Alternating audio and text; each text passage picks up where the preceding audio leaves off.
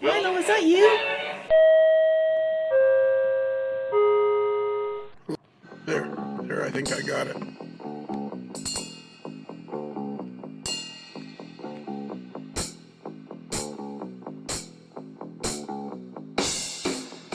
What the?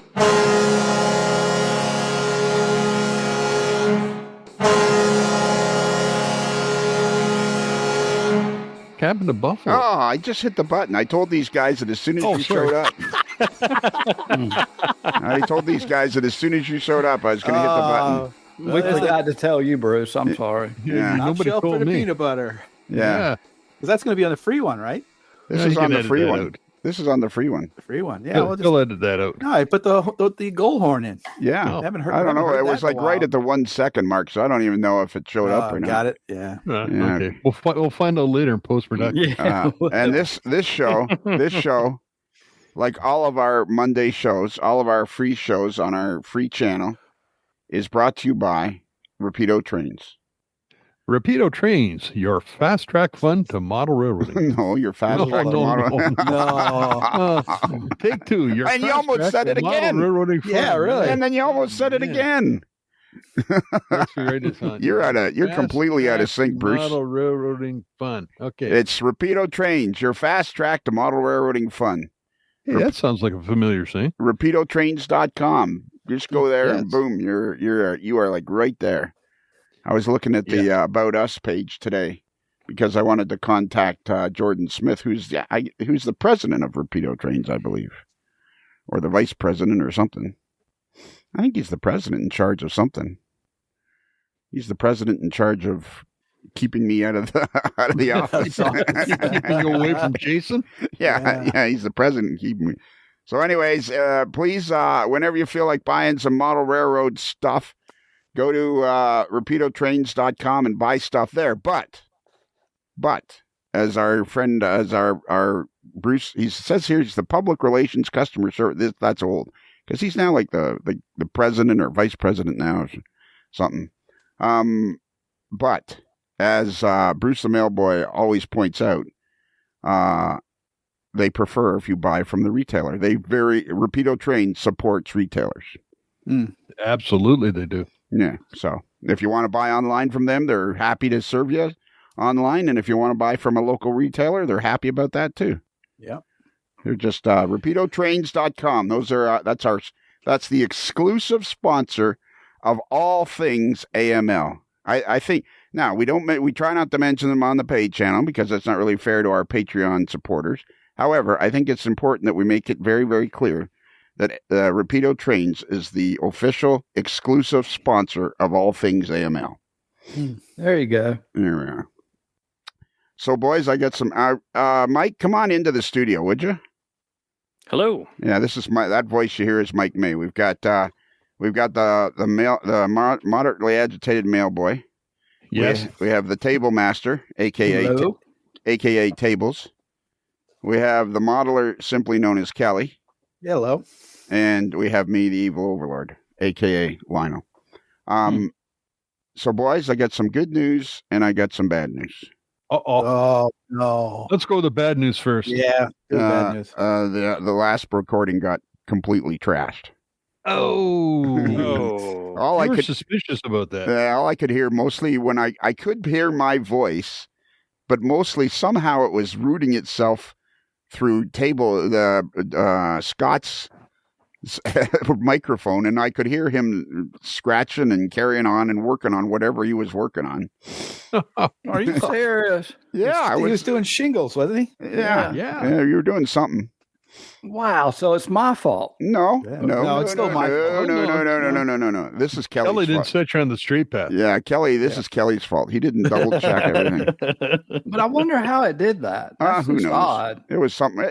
There is some weird, because I have the southern office and the northern studio. The southern studio and the northern studio have both.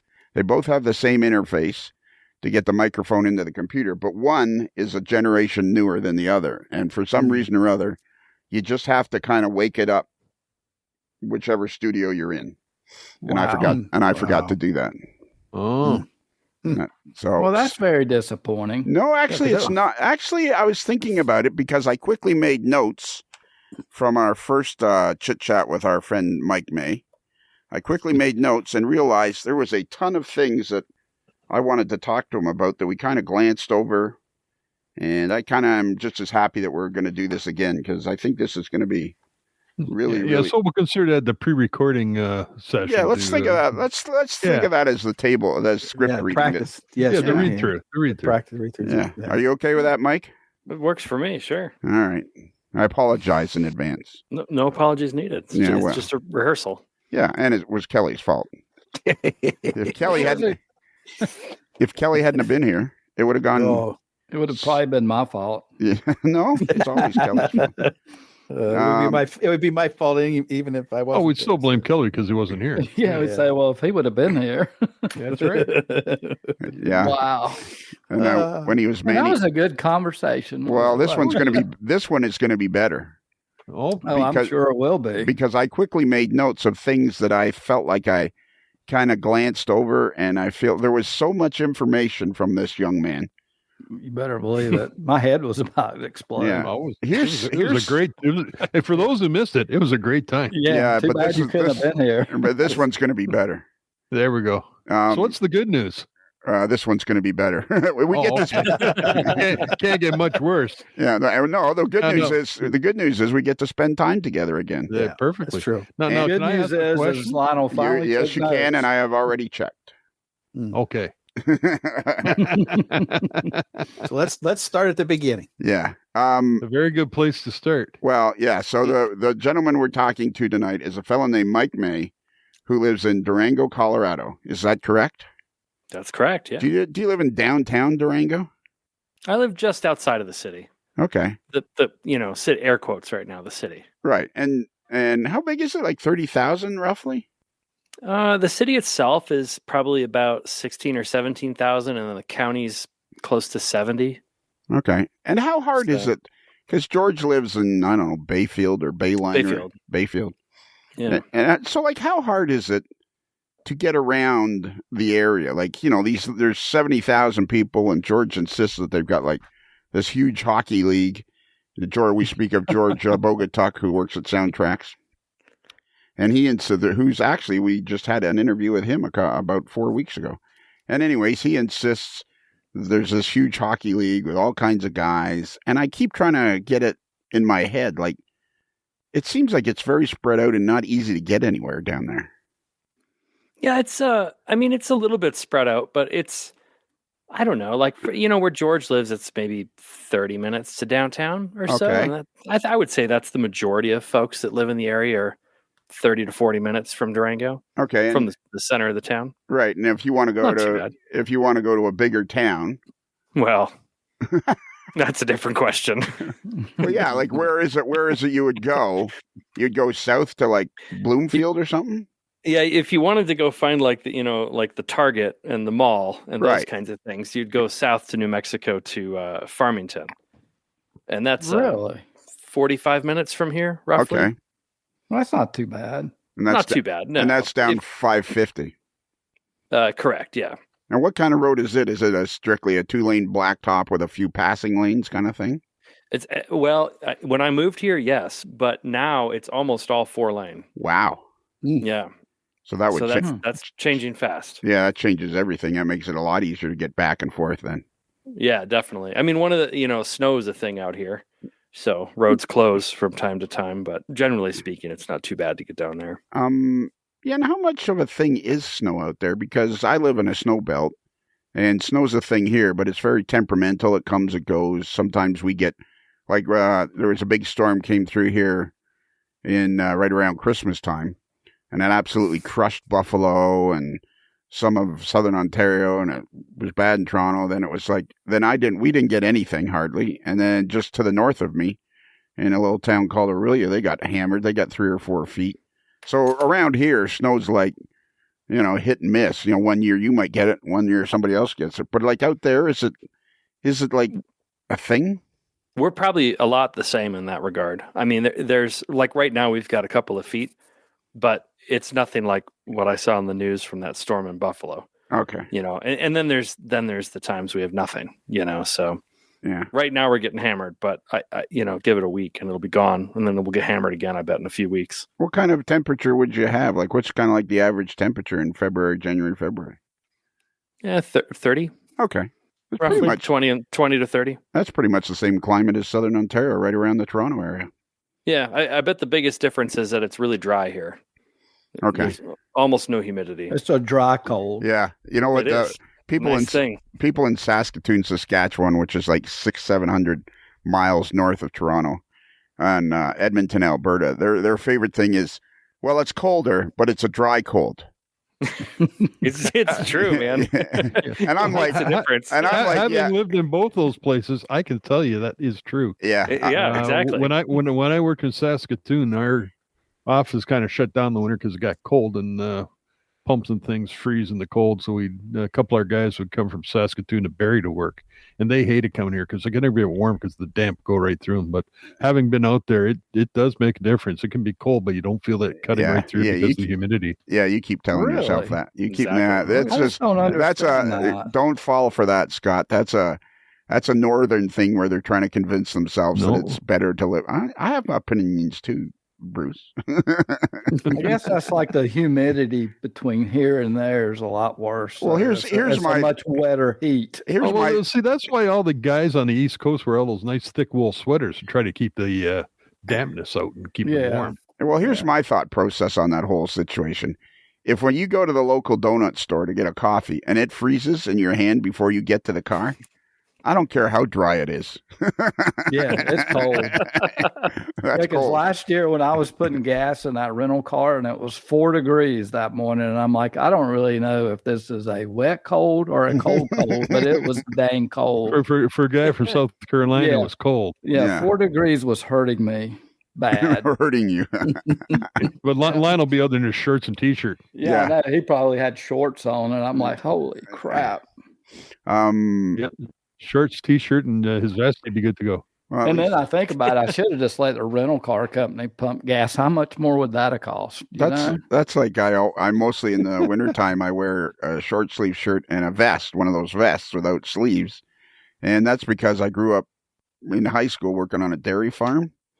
And we moved out of the city to the country, and I got a job on this dairy farm across the road.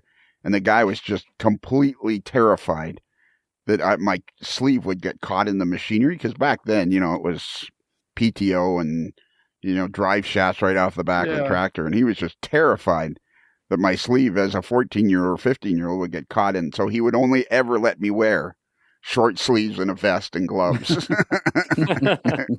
So that you were conditioned for it. Yeah, that's the way I go now. Yeah, that's amazing. Wow. Hey, Mike, do you live very far from downtown Pagosa Springs? About an hour. Yeah, that's a song. Wolf Creek Pass. Wolf Creek Pass, a little bit past Pagosa. Way upon the Great Divide. Right. About That's that. it. All right. I've been over Wolf Creek Pass. Have you? I have a field trip at university. We go over Wolf Creek Pass and into Pagosa Springs. All right. So here's where I want to start. Here's where the first thing I think that we blew past the last time we chatted is you grew up where exactly? LaGrange, Illinois. Right. And you started to say that was like a major freight line that went through there. Yeah, it's the Chicago subdivision of the BNSF Railway. It used to be the CB&Q's main line out of Chicago. And when we go to Rochelle, is that got anything to do with the line that goes through Rochelle, Illinois? It's connected. It's not all the traffic that's on that ends up going through Rochelle, but it could. Once it gets out to Aurora, there's basically a junction. You can go up the this is going back. It's called the CNI subdivision, which heads up to La Crosse, Wisconsin. That goes through Rochelle. Or you can get on the main line, which heads out to Galesburg, Illinois. And so, is it LaGrange, Illinois? There it is. And what's the size of that place? There it is. Okay, I got it. No, it's big. It's right. It's a very okay. So it's basically part of Chicago. It's part of Chicago. Yeah, right. Exactly. Okay. It's greater Chicago area. So it's between downtown Chicago and Naperville, which a lot of people would be familiar with the RPM meet. Did you ever go to the RPM? Yeah, exactly. Meet? I never did. No, No, when I was living there, I didn't know of it, but I moved out here so long ago that Yeah. I was There too probably young to even wasn't know. RPM meets back then. Couldn't have been, yeah. Well, no, if you were Mhm. trackside in LaGrange, Illinois at 9 or 10, I'm thinking late 80s, early 90s. Yeah. Yeah, I think they had started by then. Oh, really? Wow. Right around then. How far you were from the EMD plant? About 2.5 miles or so. Well, that's not bad. Yeah, not too far. I definitely, as a kid, they used to open that up for tours. Oh, So cool. I remember going out there as a kid, seeing that thing like when they were really building locomotives there. And so do you feel like did you get a train set under the tree kind of thing, or was it because you lived trackside in LaGrange, Illinois that made you such a rail fan? Oh, it was probably all the above. Okay. All those things were reality. So I have a really good question later on that I actually wrote down about the thing about people in trains and I love it. Those of us who are in the hobby and rail fans, I'm fascinated by that. Why are we this way? mm-hmm. But My wife asked me that question today. Today? Yeah, and I didn't have an answer for her. What was and how did she word She the said, question? "Why do you enjoy trains so much?" How long She asked me that. How long you been married? I guess not long enough. She just noticed today that I'm never around, and she said, "What are you doing down there?" I think she was bored. She just noticed today that your basement's full of S-scale trains in a gigantic layout. Evidently. If you ever get a chance, Mike, to go to Greenville, South Carolina, you have to go. You have to go see Scott. He's one of the best scale modelers I've ever met. Amazing. Absolutely beautiful S-scale layout. And he's coming this way. He'll be out here. Yeah, I get out there often enough. Yeah. Well, then you guys got to connect so that you can go see it. Do it. Yeah, you absolutely want to see this layout. And the best part is, it's a walkthrough layout. It took me a couple of passes through the layout until I suddenly realized I could walk right through the layout. And then you just kept doing it. I kept doing it because I was so fascinated. You come down the stairs from the kitchen, because the basement isn't under the full house, because when Scott was building the house, he hit a gigantic granite rock. Yeah. Oh, wow. And so then you come down the stairs from the kitchen and you walk. And if you want to get to the garage or the workshop on the other side of the basement, you can walk right through the layout. Yep. Doesn't even get in your way. And yeah, it doesn't even get in your way. There's 2 gates on it and everything. Yep. So that's enough about, let's make this interview about Scott. No, let's not. Okay. So LaGrange, Illinois, you grew up there. I felt like I passed over that when we first chatted. And then the next thing I want to cover is this Heston Steam Museum, because I'm still fascinated by this. Sure. Like, I'm just like, this blew me away when you were telling us about the Heston Steam Museum. None of the rest of us had ever even heard of this place. It's a bit of a hidden gem, I think. I think that its popularity is definitely growing over the last decade or so, but I couldn't even tell you exactly when it started, but I believe, if I'm not mistaken, it goes back to maybe the mid 60s. Really? Yeah, and it was obviously a lot smaller when it started, but I should fact check that before I really say it. But I can say that I started going. My parents probably first brought me there in 1984, roughly. It was definitely established by then. I was like 3 or 4 years old. Like 1. So was your dad interested in trains at all, or? Not real specifically, but had some kind of passing interest in them for sure. He noticed it kept him quiet. Yeah, that's right. He said, "Wow, this makes him a lot happier." Which absolutely drives works. Let's go. Yeah, when you told me that, it absolutely drove me nuts, because it's just off Interstate 94, right at the Michigan-Indiana border, and I've driven that stretch of highway at least 50 times, and I'm thinking, oh my God, I passed within, it looks like 10 miles of this thing and never even knew it was there. Yeah, if you're on the interstate, probably, I think it's like 2 or 3 miles off the interstate. Oh, my God. Wow, that is amazing. Now their property actually goes right up to the Michigan border. So it's in Indiana, but it's like right there on the borderline. So and they got a huge piece of property and a ton of trackage. Yeah, I'm just looking at Google Earth, and it's just unbelievable. I know. And then so after we were done talking, and I realized I'd screwed the whole thing up, and I was looking at the website afterwards. Like they've even got a 3-truck shay. They do, yeah. And is it a 3-foot narrow gauge shay? Do you think? Yes, yeah. It's a 3-foot gauge shay, and it came from New Mexico lumber, which is right close to Durango. Wow. So it's got a lot of cool ties out to this part of the world too. Do they have people that run steam, like boats that are powered by steam in the lake that they've got there, or pond, or whatever it is? They don't there, but they do have. I guess you could call it kind of an outreach program or something like that. But they, I wish I knew some of this stuff right off the top of my head. But there is another lake that's not too far from there in Indiana that they sponsor a program there where they do run steamboats all summer long, basically. Huh. I was fascinated with the steam mill, the log mill. That was amazing. I think that's one of the coolest things that they have there. That's probably my favorite thing to just stare and watch. Aside from the trains, it's amazing.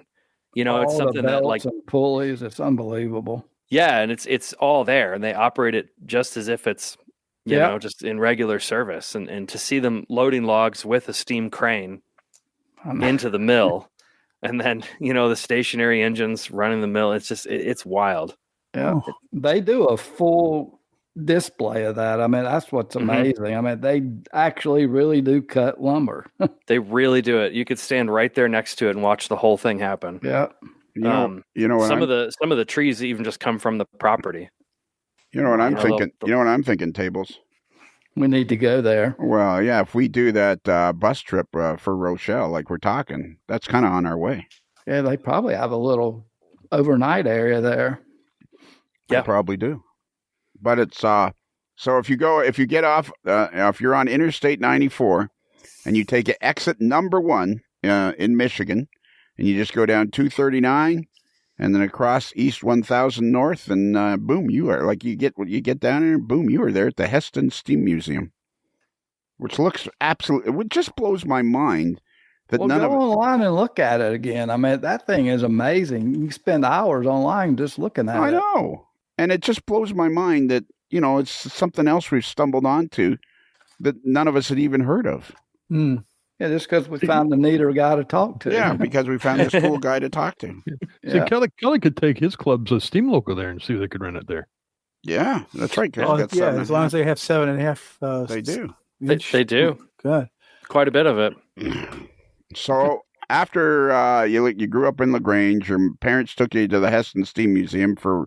We're not sure why. Maybe you could ask them so that the next time we're interviewing, you'd have a bit of background. That'll have a good answer for you. Yeah. You need to dig into that. Other than I have no idea. We just did. Yeah. Well, and there's the New Buffalo Railroad Museum going the other way on 239 in New Buffalo, Michigan. I see it here, listed here. That's not one I know much about, but right. I do know it's there. Crazy. Okay, so then you go through school, you're fascinated by trains, and there is absolutely no doubt in your mind that you go to university to study theater, sound, and lighting. Correct, yep.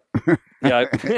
And the connection there is all the sense, right? Yeah. No, it was, I think technical theater was just kind of a parallel hobby of mine when I was younger. Middle school, high school, I was equally into that as I was into railroading, so... I guess at the time, maybe it felt like a better career choice. I'm not really sure. And how do you think you got interested in theater, lighting, and sound? That one, I honestly have no idea. I've been asked that so many times.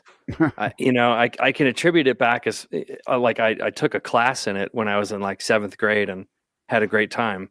And maybe that was it. And I just, kept doing lighting and sound work after that. Do you have a mirror in your bathroom? I do.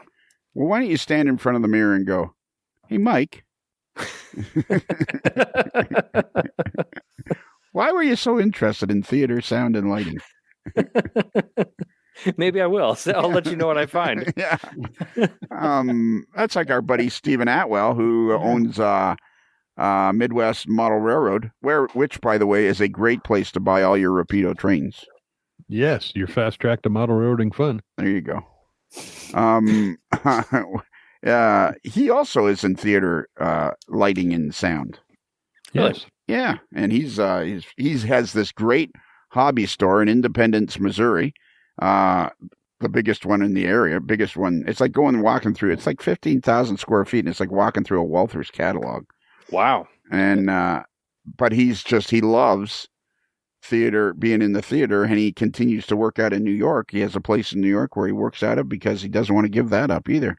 Which is what's going to be really That's on Broadway, right? Yeah. Yeah. And I'm hoping to get a part someday. He keeps looking for a small part for me. Yeah, Little cameo part or backstage. something. Yeah, cameo. I wouldn't mind. I'd take a cameo part, but I'd like something with a little bit more, depth to it. Something I could really sink my teeth into. There you go. Yeah. AML story. Yeah. Yeah. There you go. The AML story. A musical. You could be the star. No, you'd be. I'd be. No. I'm not the star. It'd have to be. It would be the AML Nation musical, and it would be the story of Kelly and his rise to fame. Yeah, right. Why he gets blamed for everything. Yeah. All right, so I'm going to scratch those two things off. We covered why about LaGrange because I felt like we just blew past that when we were talking the first time. I'm going to scratch off Heston Steam Museum because we all agree that we're fascinated by the Heston Steam Museum. It's a good place to be fascinated by. Yeah. Yep. And only one of us has gone there. So we got times too. Many times, yeah. Like your parent, like you and your parents used to go there pretty often as a kid. Yeah, we did, and I still keep up with them too. I try to get back there I try every year, but it's probably every other year that it realistically happens. And like you try to go back, yeah, because was there any history? Like, did you get involved with them at all? I'm kind of tangentially involved now. Not in any specific way, but over the years I've gotten to know some of the guys there, and I'll make a point to go back and volunteer for a couple days at a time when I can. Really? But you got to know some of the guys because you can operate steam. You're a full-fledged steam locomotive operator on the Durango and Silverton. That's part of it. I think a lot of it though is just like it's not unlike this group of people here, where it's just the network of you meet one person and then you meet the next person. Right. Somehow we're all just like connected through the hobby. So that's the next thing you know all these people all over the place. Yeah. And do you, when you go back, do you occasionally like operate one of the locomotives? I have a little bit. That'd be cool if you got to operate the Shay one day. Man, I would love to run the Shay. I've spent if Ted is listening to this, Ted's the general manager out there. He'll know what I'm talking about. But I've loaded wood into the Shay many, many times. What's Ted's last name? Ted Rita. Ted Rita. He don't listen. He probably don't listen. Why not? We're gonna have to make him though. Yeah, he'll need to get him. Yeah, he'll want to hear this because Mike can say, "Hey, Ted, you might be interested in this. I was on this podcast." We're giving him this like shameless plug for his museum, Yeah, exactly. Yeah. It's got a 4.7 review on Google with 690 reviews, and see, that's I'm gonna let him know. And maybe if I load the wood into the tender one more time, maybe that'll be enough that he'll let me run it. There you go. Here's the deal. If you found out right now, say at 9:00 in the evening, that tomorrow you were going to be running the Shay, I'd be in my car and on my way like now. Well, there you go. Because it's about from my house, it's about a 7-hour drive, and I would be like, I got to go. You need to just let him know that, so he'll have the fascination of that. Yeah, you could showing up. Right. You could call me at 1:00 in the morning, and I'm like, I got to go. That would be so cool to run. That would be cool. It'd be like Commissioner Gordon calling Batman. Yeah. Right. Yeah. Okay, so you go off, and you go to, but you didn't finish. This was at Columbia, you said. Columbia College, yeah. Right. And you didn't finish because when you were 21, you decided to, or how old were you when you first ended up at Durango? I think I was 21. Okay. Yeah, that's correct. Yeah. So one summer you sent off a whole bunch of resumes to people or whatever, looking for a job working in a museum or something or a railroad. Yeah, I thought I was working at the Illinois Railway Museum at the time, also outside of Chicago, or volunteering anyway, in their steam department, and just kind of thought it would be really cool to at least really get to understand operating on steam locomotives and not just do it as a volunteer gig. So I thought, what if I found a place where I could just spend the summer as a job? And that's when I applied to a couple different tourist railroads that are known for steam or operate a significant amount of it. And Durango and Silverton was one of them. So probably like the reason you don't know why you're interested in trains is the same you don't know why you're interested in steam. Yeah, I think those go hand in hand. I mean, I think that I can certainly say that as long as I know that I've been interested in trains, I've kind of had a specific interest in steam. Yeah, the steam engines That makes and sense. older railroad stuff has always fascinated me. I love the history of it, and modern trains they're great, but they don't do it for me necessarily. Right, that's like me. I mean, once I became aware of Shea locomotives, which was probably in my early 20s, I've been like, that's my two favorite locomotives are an RS1 and a 3-truck Shea. Yeah, there you go. Period. See, I could totally relate. Yeah, there's something. It's the history side of it too. I mean, I just enjoy history in general. So as they kind of fit together. I met a fella in Florida. Again, I could talk to you. I'm not sure I should say this on the air. Yeah, you know what? You guys, you can do it. You guys can tell me afterwards if I should edit it out. You're a bit younger than me, but I think I have a man crush on you. Without a doubt. That's normal. That's normal. No, it's I think not. that's flattering.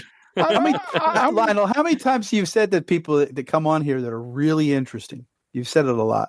I don't think. I think that's like. And only, now it's not going to. Now the fact that you. No. I was just going to say it's not going to mean anything to him now if he thinks I have a man crush on every other Tom, Dick, and Harry. Just the reality of it that he had the kahunas to go out west. Yeah. 21 years old. I wished I would have done that. And so, okay. I don't know where I got that, but I did. It's pretty cool you did that, though, because that's what holds a lot of people back. I mean, it really does. Yeah, I think that's true, for sure. Yeah, that's right. I mean, you got to just kind of sometimes suck it up and do it. Yeah. Right.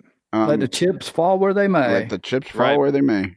You never know where it's going to lead. Is kind of how I always feel about it. So there's no grand plan. It's just you're following your heart. Yeah. Right. And you only live young one time. That's exactly right. Yep. That's the best part about getting old is you only do that once too. Yeah, that is the best thing about getting old, isn't it? You only got to deal with this once. So all right, so you go out to Durango at the age of 21, and you work there all summer. And you started out as a brakeman. As a brakeman, yep. And then pretty quickly you end up being a conductor because that's the way they work their program. Yep. And by the end of the summer, was that the end of the first summer you were a fireman? Yeah, the first summer. So everybody gets hired on as a brakeman. That's kind of their entry level position in the operating department. So that first summer I spent virtually as a brakeman the entire time, but towards the end of the summer, I started getting a couple of student fireman trips, getting be on the engine and train under another fireman. So I did that. I also did a little bit of work as a student conductor, but at the very end of the summer, probably into the fall, realistically, I actually got promoted as a locomotive fireman. So that first year, I left as both a brakeman and a fireman. So, because the Durango is a self-contained railroad, there's no connections to the outside world. Yeah. Is it pretty much the same as any railroad? Like you work your way up, like you start here, and when a position opens, you get to run a couple of times as a fireman or student fireman, and it's like it works pretty much the same as if you worked on the Norfolk Southern. Yeah, it does. It's not, it's a little bit different, but it's not unlike that. There's a seniority system, and the busier that the railroad is, then you can hold jobs that you can't hold as once we start cutting trains in the off season.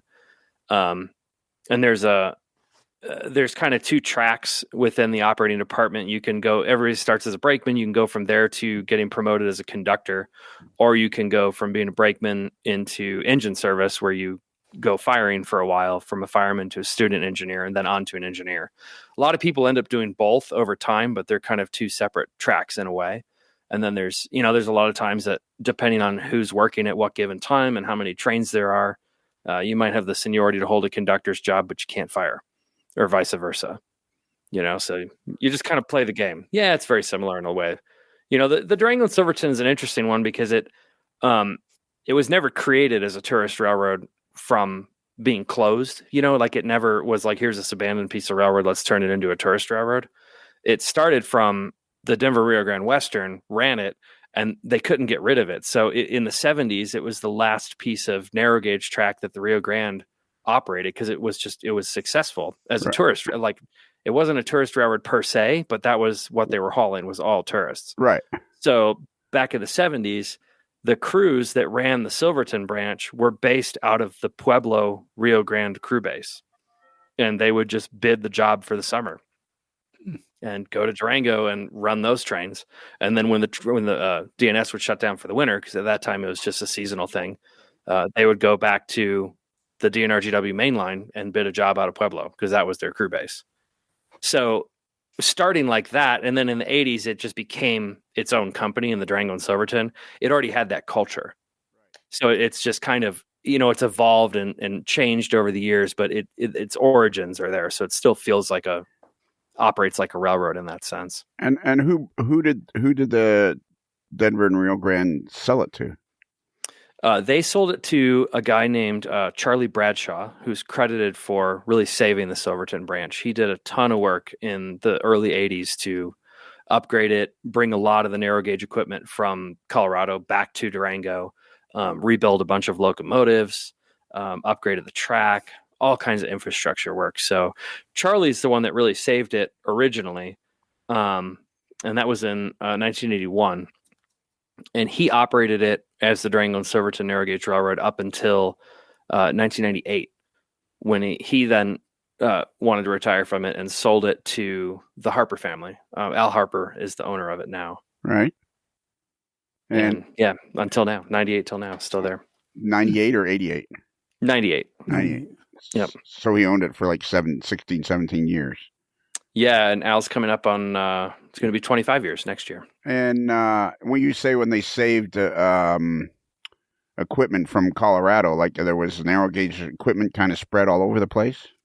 Yeah, like all things that were part of the Denver Rio Grande, but that had been maybe sold off over the years. Like a coach body that was sitting on someone's farm as a tool shed sort of thing. They were buying a lot of that kind of stuff back up and rebuilding it. Some locomotives that were on static display places, like a locomotive in a park, bring it back to Durango and rebuild it, put it in service. A lot of that kind of stuff. It's all. What's cool about the railroad here is that it's not all of it, but virtually all of the equipment is Rio Grande narrow gauge equipment. It's really? It's not a hodgepodge of stuff saved from here and there in the other place. There's definitely some oddballs, but for the most part, it's all Rio Grande equipment. Really? That is so amazing. Wow. Yeah, it's pretty impressive. It's equipment from a lot of different eras. But we have we have a fleet of probably close to 50 passenger cars. 50? And I would say, yeah, and probably 45 of them are Rio Grande or built by the Durango and Silverton. And emulating Rio Grande. Right. And there's enough trackage in the Durango yard to store all these cars? No. They stack them on top of one another. That's always a problem. We're actually, I spent a bunch of today plowing snow off of yard tracks so that we could find places to stuff things. Okay. So, yeah. And what were you plowing it with? With the diesel? One of the diesel engines. All right. Yeah, we got to be fun. That's wow. got to be fun. It was cold. It was a good time though. Is it a dry cold or a wet cold? It's a dry cold. It is a dry cold. And do you really care? It's cold. Well, no, if it's dry cold, it's great. Exactly.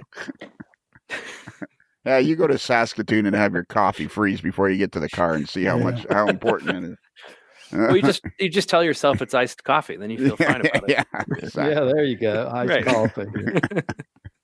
Hey, Lionel, it's really. I'm looking at their website there. They also got a hold of the Silverton Historical Grand Imperial Hotel and remodeled it.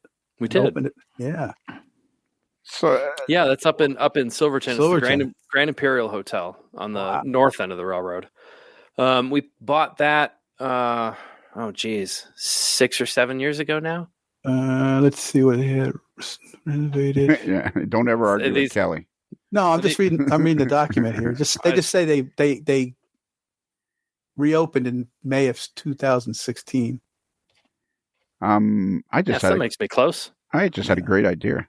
We could have a get together there. Well, that too. But this is a little simpler idea. So we have oftentimes I'm sending out T-shirts to members of the AML Nation, and I send them packages of stickers. Mm-hmm. Would it be? Do you think the Durango and Silverton would mind if I made a copy of the logo and sent that sticker out to the people too? Would you have to get permission, or do we... I'm not sure I can answer that, but sure. All right. Yeah. Do they have stickers? Well, no, I'll make them. But they may furnish them. No, no, stop. And I get blamed for everything. Jesus. Why do I got to involve other people? That's the question we need to have because lawyers get funny when things get appropriated. Well, not stickers. It's a sticker. Oh yeah. Nobody. Oh yeah. If it's a company sticker out there and somebody's flogging it, whoa, you'll get a cease and desist. I don't. I give them away. I don't sell them. It doesn't matter. All right. Should I stop sending out all these stickers then? Maybe I'll find some stickers. I'll send them to you. Send them. Yeah, we'll just copy the ones you send. That makes it even more fun. Yeah. Oh man. Yeah. Let's be afraid of the world while we're at it. Yeah. Exactly. Okay, but anyways, I'll get back to you on that. We'll work on that together. That sounds. Yeah, it's a good side project. Yeah, it's a good side project for us. So, see, this is why I decided it would be really cool to do this again, because look at this conversation. We're 45 minutes in and we haven't even hardly touched on anything, because, I mean, you could do a whole episode just about the Durango and Silverton. Oh, for sure. And we're not going to get to the good stuff, are we? Not tonight. No. Not tonight. Yeah. No, this is all good stuff. I know, but the really, really good stuff. Well, you think Mike's boring? No. Well, it kind of sounds good stuff that Mike does, like what we were just talking about. It sounds like you think it. Wow. Yeah, it's like you think his part of his life is just like, boring. No, not at all. Wow. I have a question for Mike. Okay. Does the Durango and Silverton have freight equipment they run charters with, or no? Yeah, we do. Ooh, isn't that a thing? Isn't that a thing where there's like photo charters? Yeah. We do quite a few photo charters actually. And people pay large sums of money to be part of that. They sure do. Yeah, Really? we've got one. Gosh, I didn't know we were going to do all these Durango and Silverton trivia. I'd be more prepared. Well, we're gonna trust me. We'll back you up. We'll back you up a little bit. And this is not gonna be the only time you're on this show. 2015, they acquired the hotel. I just found it. Okay. Yeah, so I said 7 years ago, right? Yeah, that would be 7 years ago. 8 years ago. Right. Technically, 7, 8 years ago. 7, 8 years ago, right? Yeah. But we do photo charters, and there's one coming up here soon. We always do a winter and a fall. Occasionally other ones mixed in there, but the winter charter is coming up in February. And the thing of it is, the reason this conversation is so interesting is it's almost like this was the best person to screw up a podcast with, because I immediately started making notes about all the things I felt like I just skipped over. Yeah, and the second time it's actually better because you kind of know where we're headed. Well, the thing that I learned, I've only ever screwed up a podcast once before, and that was with Mike Wachowski, little Mike Wachowski, and we tried to reproduce the podcast the way the first time, and it's like, it's no good. You just gotta admit it. You screwed it up and start over again. Start over. And this is really good because we're talking so much about, but I wanted, because I'm kind of building up this whole thing of, I was fascinated last time when we talked about how, you went out there at 21, and then after that summer you went back to Chicago because you couldn't hold a job, but there was only really one winter that you ended up missing staying in Durango. Yeah, that's pretty accurate. Yeah, there was one winter that was, January, February, half of March or so, is what I ended up going back to Chicago for before I returned to Durango. And then I think by the next winter, we were talking the seniority thing. There's definitely a period of time I couldn't really work in the operating department, but just taking January off, I could fill in a little bit of time with, working in the mechanical department or something like that until I could get my operating job back. Yeah, and how long was it from when you were in school doing theater, sound, and lighting to, like, how long was it until you returned to that? Because that's a fascinating part of the story, too. But I just want to just give me, like, how many years was it until you returned to doing sound and theater and stuff? I never left it entirely. I always kept my fingers in it a little bit with a project here and there, but it wasn't until 2014 that I got really involved in it again. Okay. So that's when you came back, years. right? That's Correct. when you came back, because you did 4 years with Amtrak. Exactly. Well, we're getting to that. Yeah. Well, I'm reading his bio. That's why. Well, he's got a bio. Where's the bio? It's on the Silverton page. Really? If you go to American Heritage Railways. Somebody beat us to it, Lionel. America's. I'm on the durangotrain.com. Is that it? No, if you go to the bottom, there's a link to American Heritage Railways. Yeah. Oh, okay. It's got the whole story about the whole operation. And it looks like it's going to be in good hands, because there's John and James. Are they related to Alan? Correct. Yeah, they're both Al's sons. Well, who are you talking to now? I'm just talking about the American Heritage that he works for. Well, can't we try to be at least pretend we at least know what we're doing? I know what I'm doing, And we don't know anything about this. Yeah, exactly. Who are we? Cat's out of the bag on that one, though. All right. Yeah. You did that at the beginning of the show. Oh, there you are. There's a picture of it. Yeah. Right there. Oh, I didn't know that. The VP, you're the Vice President and Director of Production, Rail Events Incorporated, and Rail Events Productions. Yeah. This is a huge company, eh? It is, yeah. And you're going to be on here till like the end of the year. Really? Yeah, he's booked in for a residence session. Yeah. Yes, in residence. Yeah. George was right. You're not a bad guy at all. Yeah. Oh man, you shouldn't have told me about that Page? Yeah, you should have told me. There's some interesting stuff here. Well, yeah, I'm sure. And what we've done so far isn't? Oh no, it's going to get better. Oh, okay. All right. So we've got to the point where now you've returned to Durango. Well, that's the kind of fascinates me. You say you kind of were able to work your way up in the seniority, but it sounds like that was only after 2 summers. Yeah, I mean, you know how seniority goes. Like, you can get lucky with it, right? And that I definitely had the fortune, I guess, of starting at the right time, where there was enough changeover and turnover and things like that I was pretty quickly able to hold a job year round without it being a problem. Right. So, and was that just happened to be at that particular time? Because I would think that most people that get kind of a permanent job with the Durango and Silverton don't really have any desire to leave. Yeah, that's true for sure. I think that, there's kind of 2 types of people that work here. If I had to really narrow it down, there's those that want to do it for a while because they want to just have experienced it. Right. And then there's the lifers. Okay. So there's always, like, we find that we have a ton of turnover in the low seniority, and we have very little turnover in like the upper 50%.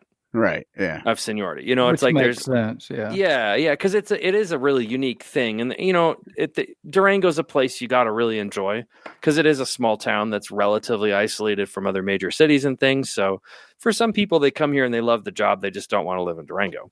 Right. So there's a lot of things like that, and it's hard work. There's definitely people that come here and they think they're going to go play with trains, but right. Yeah. Then they come to find out that working 70 hours a week on a train is like work. Yeah.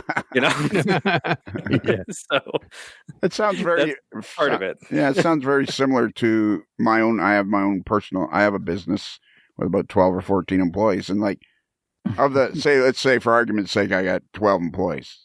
Mm-hmm. Nine of them or 10 of them have worked for me for decades. Right. But I have this kind of revolving door of these people that, they think, oh, you actually want me to work? Yeah. But then I have these people, my secretary's been with me, and my right-hand guy's been with me over 3 decades.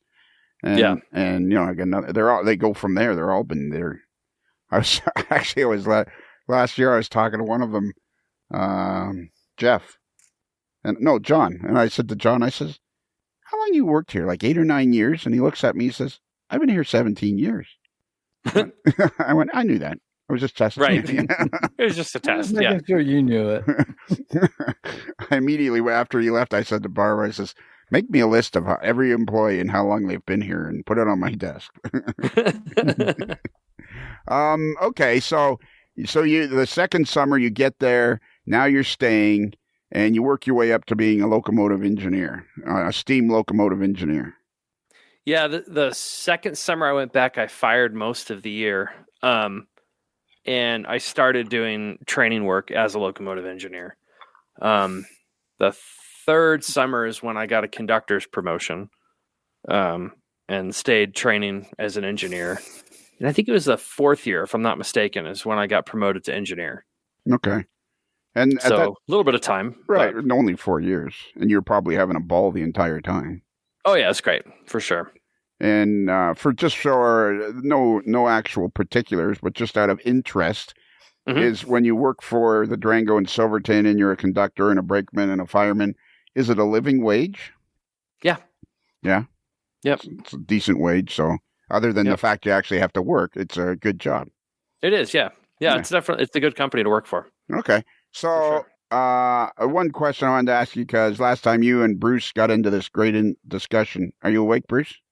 I'm here. Okay. Got into this great discussion about when you're a fireman, there's much more to it than just shoveling coal into the boiler and keeping the steam. And at one point, you guys talked about the water glass. And I've never understood. What's the water glass in a steam locomotive? The water glass is the single most important thing inside of the cab, actually. It's basically, if you think of the boiler, it's a big horizontal pipe, right? It is full mostly with water. The steam space is only the top few inches of the boiler. The firebox, where the fire is burning, is within the water space of the boiler. It's internal to it, and it's completely surrounded by water. And what's critical about that is that the fire itself burns hotter than the melting point of the steel that the boiler is made out of. Right. So it's critical that the water is always surrounding the entire firebox. Okay, so let me see if I'm getting this, because, like as I said to you before, I don't know if I've ever said this to you, Mike, and if not, this is probably something you should write down and remember. But Got my pen out. Yeah, it's best to, when we going forward from this point of, is if you always thought of me as your dim-witted brother. Okay, great. So I don't think I even realized. So a boiler is full of water, and I think I understand it. And then the firebox is, a metal box that's with a door that's into the locomotive cab. It's surrounded by water. Yep. And it burns hotter than what the boiler itself could withstand. And there's only, I didn't realize that a boiler was completely full of water. Wow. Yep. Yeah. That's exactly right. Yeah. And the liquid water itself is the coolant for the firebox. Now, obviously it seems odd to think of it as a coolant because the firebox is heating that water. Yeah. Just think of it as a pot of water on a stove. Yep. And the bottom of it's against the element, whether it's gas or electricity or a coil. And if you let it cook the water away, the next thing happens, the bottom of the pot melts. Exactly right. Before the fire department shows up at your house. Yeah, then I show up and put the fire out. Yeah. No. The most important part of the firebox or on top is what they call the crown sheet, and that's exactly. Yep. And so the water glass, then going back to that's what allows you to see the level of the water and thus how high it is over the crown sheet. Right. Okay, and the water glass isn't particularly big. No, most water glasses show a range of 8 inches of water, roughly. Oh, 8 inches. Okay. Yeah, up and down. And that's really, you don't want to vary it really any more than that. You never want the water out the bottom of the glass. Right. If you can't see it at the bottom, run is the best thing I can tell you. Right. So, I mean, you want to always have, sounds to me like you want to always have kind of like a minimum of 4 inches of water in the water glass. You always want to have a minimum of you can see it. As long as you can see water in the glass, it's perfectly safe. Oh, really? It'll change as you change your elevation as far as the angle. Yeah, going up and down with the grade. Yeah, it gets a little bit because think the water is always going to self level, right? Just like in a pot, if you have a pot of water and you tip it left or right, the water stays level in there. But the crown sheet and the firebox goes up and down with you tipping the boiler. So if you go down a hill, like if you tip over and start heading down, the water level is going to drop at the back of the boiler where the firebox is, where it's important. Whereas if you go up a hill, it's going to raise because the water's self-leveling. So that's why there's always a range. And there's a range too, because when you're firing, there's times when you want higher water, lower water, for a million different reasons. But you also don't want the water higher than the glass. And every engine's a little bit different in how they'll behave with high water. But at some point, every engine, once the water is too high, it'll get sucked into the throttle valve. Instead of steam going into the throttle valve, you'll send water into the throttle valve. And water in the throttle valve is really bad because when it gets into the cylinders, then you can hydrolock the cylinder and water doesn't compress. And so the steel is what fails. That's actually Scott and I were talking about that the other day. We were actually talking on the phone when I was coming back from Toronto, and we got talking about hydrolocking. Yeah. That was a really in-depth conversation. Almost ran off the road one time. So is the water glass then part of a tube? Like I'm imagining the water glass, as you started to talk about it, was the top of it was like it started from the bottom and worked to the top, but it sounds like it's part of a tube kind of a thing. So the water, so long as there's water in the water glass, you're okay. That's right. Yeah, it is. It's a tube. It's basically it's a glass tube, maybe 3/4 of an inch diameter, roughly. Okay. And it's all shielded. That part gets a little complicated because if it breaks, then that's bad. Yeah, that would be bad. But it's connected to the steam side of the boiler on the top and the water side of the boiler on the bottom. So it self levels to read what's in the boiler. Let me ask you this question, because this is something I've thought of to myself many's a time, especially actually mostly over the last 8 years since I started the podcast, and we've made such a connection with so many people, and I can do this, pretty much anywhere where I have my laptop computer, and I'm fascinated by what we're able to do in today's world with computers. And I think to myself, how did they ever build steam locomotives without the aid of all the knowledge that we have nowadays? Like, does that ever think, will you be, operating one of these locomotives and you think to yourself, what the heck? How did these guys ever build this thing? I think it's amazing, honestly. I totally know exactly what you're talking about. I mean, I think a lot of it, there was trial and error in the very, very early part of the development of steam locomotives. That was a big part of it. But once you get into more modern engines, just the engineering that goes into it's unbelievable. And it's all done with a slide rule. That's the amazing part. And it all came together. Right. I mean, you look at the machinists in the machine shop, and I can't really even speak on that topic, but we're cutting parts down to tolerances of 10,000ths of an inch on this giant machine. And if it's 20,000ths of an inch, it doesn't work right. And think about it. My friend worked for Pratt and Whitley, and he designed parts of the engine, and he never saw the whole engine. Right. And he was drawing with a pencil. That's what's amazing. Yeah, it really is amazing that they figured it out. He only saw the little part he designed, and he had no idea what it was even. Well, I guess he had some idea, but same with that engine. Right. Me personally, it's amazing. But when you speak of trial and error, that's what we've done. That's what we did with the podcast. We did trial and error. Problem is, we're still at the trial and error stage. Error stage. We never left that part. Okay, so now, how many years was it before after you were on doing this? You became a locomotive engineer for the Durango and Silverton, which must be you must have just thought you'd died and gone to heaven at some point. I mean, but I mean, when you were a regular, when you were a regular engineer, because there was a stretch there when that's what your main job was being a locomotive engineer. Yep. Yeah, and I mean, your job was to go up and down the Durango and Silverton once a day. That's right. Yep. like rail fans all over the world foam at the mouth just at the thought of going to the Durango and Silverton. Did you ever get tired of it? I was Actually, just going to ask that question. Yeah. You know, I've heard that. I've had that question so many times. I think the best way I can describe it is that it's a job for sure when you do it all the time. And it's, especially in the summer, the engines, they're hot, they're loud, it's a long day. But I've always said that there's plenty of days where at some point during the day, I'm like, I really just want to get off this thing right now and go home. But you're always ready to go back to work the next day. You know what I mean? Yeah, like exactly. You have those moments, of course. Yeah. So what time do you usually get up to go out and prepare the engine, the locomotive for the trip, and how long does it take to go on the trip? And then let's make it clear that that's not what he does now. He occasionally. Well, I know that. Well, I know, but he don't. Well, you know that, but everybody else that's out in the world doesn't know that. Right. We have people, believe it or not, Mike, there's actually we found a couple of people that listen to this podcast. That's amazing. Yeah, it is. It actually is. That's what we thought. Aside from those of us listening right now. Yeah. Aside from the four of us. Yeah, besides family and friends. Yeah, we know of at least 3 other guys that have listened to this podcast. And some are in other countries, by the way. Yeah. Oh, that's even better. Yeah. They speak other languages, so they don't really care.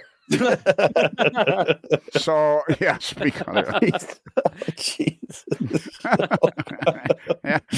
They're sitting there with quizzical looks on their face, going, "I wonder what this is about." I don't even understand them. It must be funny. Yeah, they laugh a lot because they're all laughing. So maybe Kelly, the way to word that question is, when he was a regular locomotive engineer on the Durango and Silverton, what was a typical day like? So we'll talk summer season when we're going all the way up to Silverton. It's a 3.5 hour trip both directions and about a 2-hour layover. So it's about 9 hours of being gone from Durango. Mm-hmm. So since we work, it's FRA has hours of service, Federal Railroad Administration. We can only work up to 12 hours. So we would usually set our call times for the crew about an hour before the train departs. And then you have about a 9-hour day. And then once the train is back, it's usually about an hour, hour and a half to get the train serviced, turned around, put back in the station for the next morning. So a crew usually works 11 to 11 and a half hours in a typical day going to Silverton. Because of that, our engine crews do very minimal getting the engines ready. Most of that is done by hostlers overnight. So we don't do any of the, like oiling, greasing, all that kind of servicing, watering, coaling, all that kind of thing. When an engine crew gets out there, it's usually 15 minutes of inspection, blow down the water glasses, a little bit of lubrication stuff, but it's mostly inspection and get it ready to roll, build the fire up a bit. And then we roll out and air brake tests and the train leaves. Now in the wintertime, when we only run up to Cascade Canyon, it's halfway up the railroad, there's a lot more time then. So usually a lot of that hostling work becomes the engine crew's job. So the engine crews are plenty qualified to do it, but it's a time situation that keeps us from doing it in the summertime. So when you say an engine crew, you're saying the engineer and the fireman? Correct. Yep. Yeah. Okay. Yep. So, and there's probably 3 trains a day in the summer kind of thing? Yeah, over the years it's changed a lot. Like it's ebbed and flowed. Our current operating plan is 3 trains a day. Oftentimes, actually, one of the trains will be heavier than one engine can pull, so we'll send a helper engine out with it. So we'll double head up to Silverton. There's a lot of extra trains that roll out, work trains, for ballast and ties and blah blah blah, that kind of thing. Photographer specials, snow plows, all kinds of random stuff. So generally there's 3 regular trains a day in the Silverton season. Okay, go ahead, Kelly. So how many in the summertime, with the crews and anybody that's railroad related is maintenance of the railroad, how many employees would there be? There's the operating department is probably close to 40 between engineers, conductors, firemen, brakemen. Mm-hmm. But then if you include like the mechanical departments, another 20 in the roundhouse, probably 15 in the car shop, maintenance aways another 20. I mean, it starts to add up pretty fast. Yeah. I could say, like, if you include everybody from, parking lot, gift shop, all that up to the superintendent, we have about 230, 240 employees in the summer. Wow. Yeah. So it goes down to about, I think it's about 75 year round in the wintertime. So I guess what I was headed for is like, what time would the last train on a typical day go out? Well, the schedule changes all the time. Right. I always tell you on the railroad, you should never be the one that memorizes the schedule. You should check the timetable. Just roughly. If now you're starting to annoy me. Now you're starting to. That was my cover for I can't remember. Yeah. Okay. Well, just roughly. Like, I mean, I could look on the website and see, but I mean, I'm assuming 9, 10, and 11 or something. No, it's earlier. Our first train's out about 8:00, and then it's about 8:00, 9:00, 9:45, roughly. Okay, so if you're on the 9:45 train and you're looking at a 9-hour day, then you're not going to get back. You're not going to be done until like 7 o'clock. It's right. Yep. Right. Okay. It's a long day. So and how many years was it? So then you did that for a stretch, and you decided, I'm going to go run Amtrak trains. That's right. Yeah. And like, what did you just bolt upright one day and say, well, Durango's nice, but I wonder what it's like to run Amtrak trains? That kind of came out of, it's sort of twofold. One thing that was part of it was just not unlike why I went to Durango in the first place. It was just sort of that hankering for like what else is out there, and I'd done, the DNS is basically a short line railroad, right? So I'd done a lot of short line railroading, and I just kind of thought it'd be interesting to experience mainline railroading too. And I had a lot of friends that worked for Amtrak at the time too. So I kind of had, I wouldn't say a connection, but I would hear the stories, and I knew a little bit more about it than it just being like a totally random idea. Right. He was making sure he wasn't missing something. Yeah, exactly. But rather than you tell us, Scott, I thought we'd have him tell us. Oh, okay. I was reading his mind, by the way. Okay, well, that's cool. All right. Well, that might save us some time. Yeah. Well,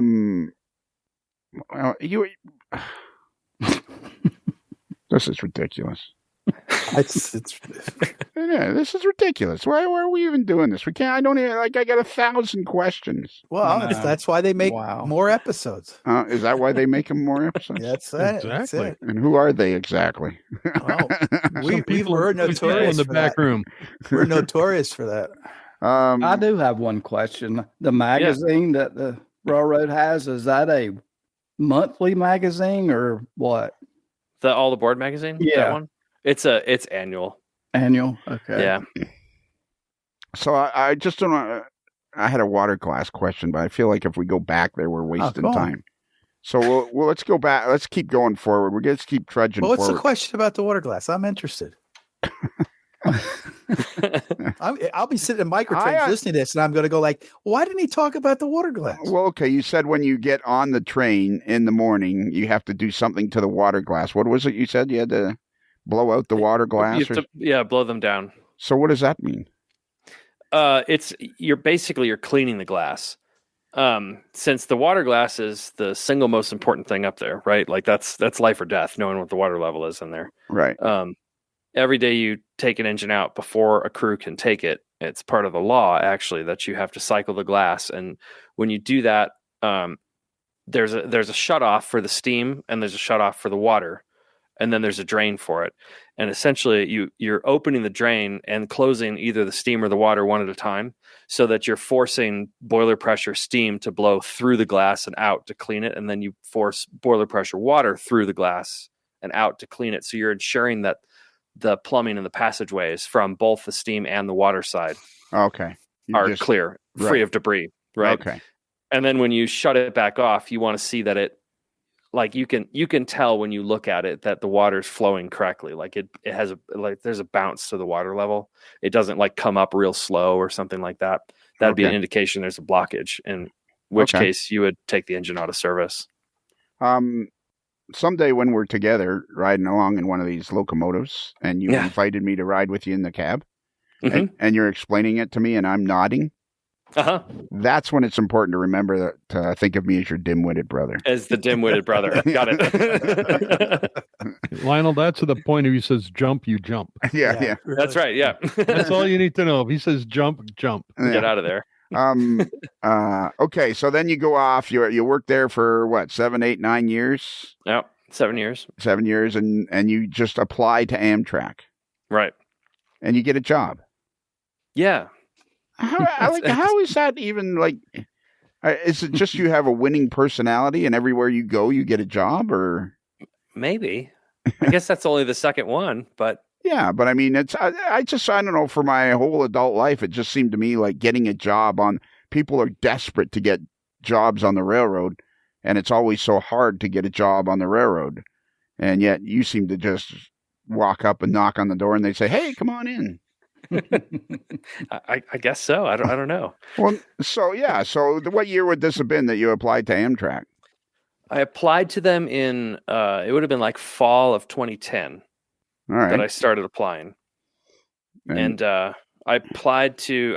I mean, I was convinced that I wanted to work for Amtrak, not just any mainline railroad.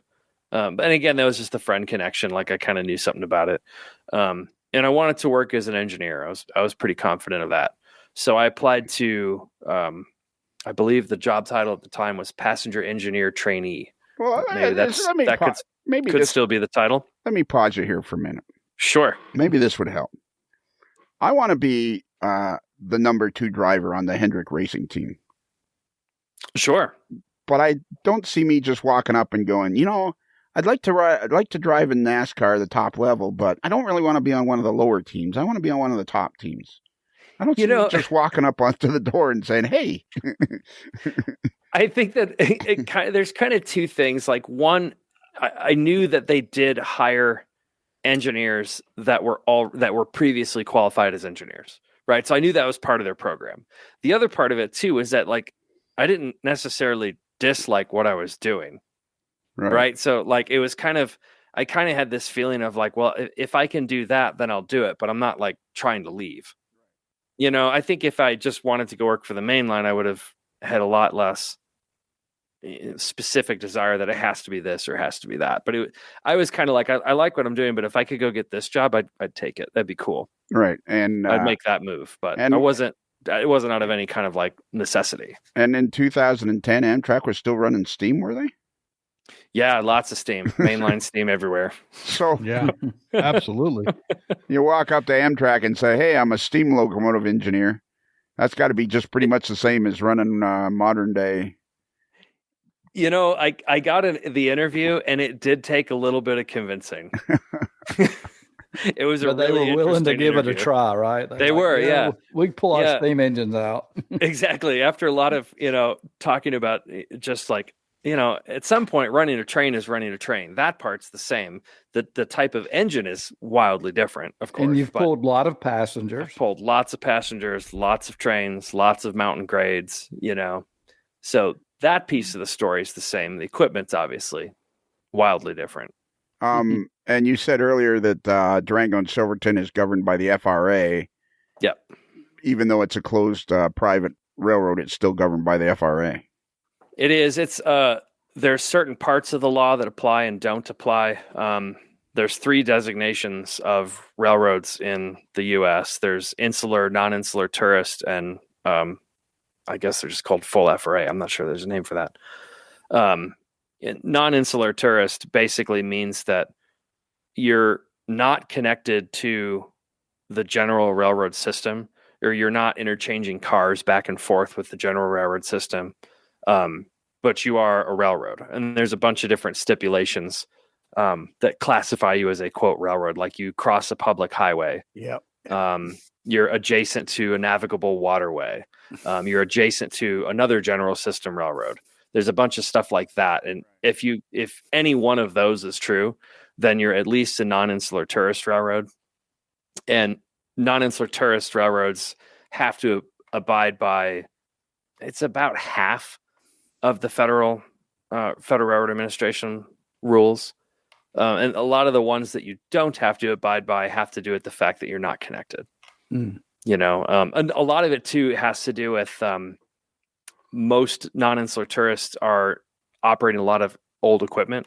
So there's a lot of like specific safety standards of new equipment that would just never apply.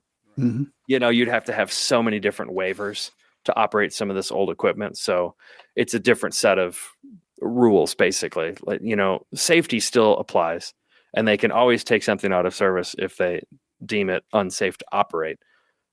Safe and suitable is the sort of the right, buzzword.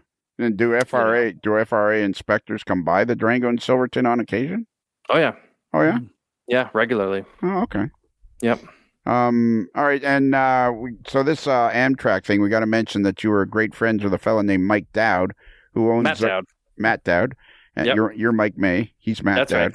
Right. and he owns Resource Rails, which is he's doing very well selling brass locomotives, brass HO scale and O scale passenger cars, locomotives, whatever you need. He goes out and he refurbishes them and sells them. And he also was a locomotive engineer on Amtrak. That's right. Yeah. And you met him. You met him at the Illinois Railroad Museum. Exactly. Yeah. Matt and I have known each other. We were kids, just out of high school, maybe somewhere around that era. But yeah, we've known each other for a long time. And at the time I went to Amtrak, he was working for BNSF Railway, out of Aurora, Illinois. And I hired out at Amtrak out of Chicago, and we both ran on the same territory. We both ran on the Chicago sub from either end of the Chicago sub. And at some point while I was working for Amtrak, he came over to Amtrak from BNSF, and we actually got to work together, which was a ton of fun. How do you mean? Like in the same locomotive or the same? Yeah, a couple of times. Yeah. Oh, yeah? Most of it was the same crew base, so we'd see each other out on the railroad all the time and in the terminals and stuff. But okay. We went out on a handful of trains together. Oh yeah. Did the locomotive? Okay, that would one of you been the engineer? One of you be the conductor, or? No, it's always when something was going wrong. Oh, okay. Like if one of us was on our way out to go get another train or something like that, we'd end up on the same engine headed out somewhere. Some crew had worked their limit, and he had to go. Right. Exactly. Crazy stuff like that. So how did you get trained to work? So there must have been a school or something to Yeah. Yeah, Amtrak has a training facility in Wilmington, Delaware. And that's where they do, again, that's where they did. I can't speak to what it is right now, but at the time, it was train service employees, onboard services, all that kind of stuff. So engineers and conductors had a school out there. And it was about a 12-week classroom program. A lot of classroom, a lot of like hands-on in the shops out in Wilmington. They have simulators that we would work on. And once you go through that training program, then you get a student engineer's card. And with that card, you go back to the crew base where you got hired from and start on the job training, which is where you really, really learn the craft. The classroom stuff is all the background knowledge you have to have. But I think the average students are probably 9 to 12 months, roughly, that they work as a student under another engineer before they get a check ride and marked up. So during this time, then you must have belonged to the railroad union and been part of the railroad retirement thing. Exactly. Right. Yep.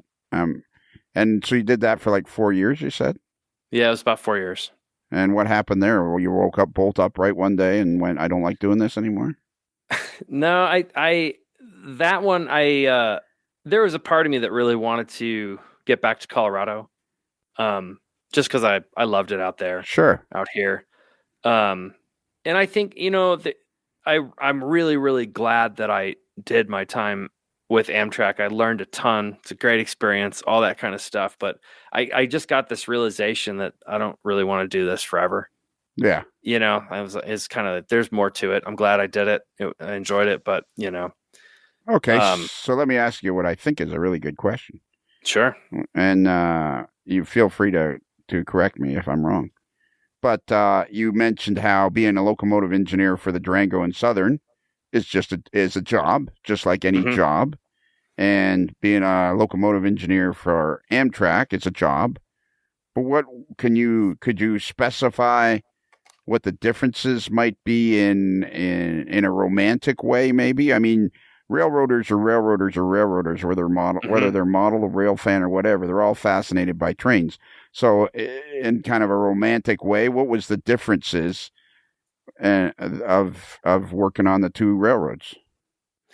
I think for me anyway, the two things that, well, maybe three things that were really different was, one was just, I really liked the smaller company, the camaraderie. I really liked the people I worked with.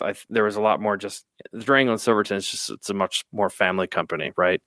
So I missed that.